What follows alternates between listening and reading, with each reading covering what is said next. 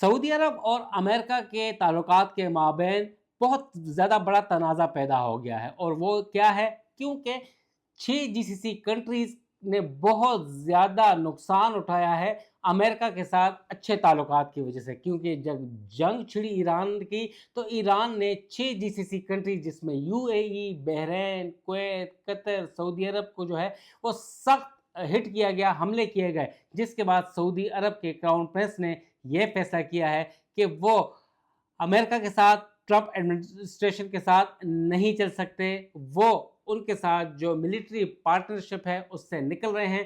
पाकिस्तान के साथ जो स्ट्रेटेजिक डिफेंस एग्रीमेंट है उसे रीएक्टिवेट कर दिया है। पाकिस्तान के 13,000 फौजी और जदीद जंगी 13 तैयारे वहां पर चले गए हैं, और इसकी अनाउंसमेंट सऊदी अरब ने कर दी है। और अब यह फैसला किया गया है कि जो मिलिट्री बेस यूएस इस्तेमाल कर रहा था वो पाकिस्तान फौज को दी जाएगी, क्योंकि पाकिस्तानी फौज ही सऊदी जो टेरिटोरियल इंटेग्रिटी, सॉवरेनिटी की हिफाजत कर सकती है। हमारे दोस्त इस्लामी मुल्क है, तो लिहाजा बहुत बड़ा शिफ्ट है, और उसने खुदा हाफिज अमेरिका को करने का सऊदी अरब ने फैसला कर लिया है। और पाकिस्तान को अहमियत दी जाएगी। पाकिस्तान को $3 अरब भी दे दिए गए हैं स्टेबलाइज करने के लिए, क्योंकि यूएई ने $3.5 बिलियन पाकिस्तान से वापस मांग लिए हैं, जिसके बाद सऊदी अरब ने $5 अरब जो उनके हैं वो पाकिस्तानी फिक्स डिपॉजिट में होंगे, और डेफर पेमेंट के साथ ऑयल भी दिए जाएगा।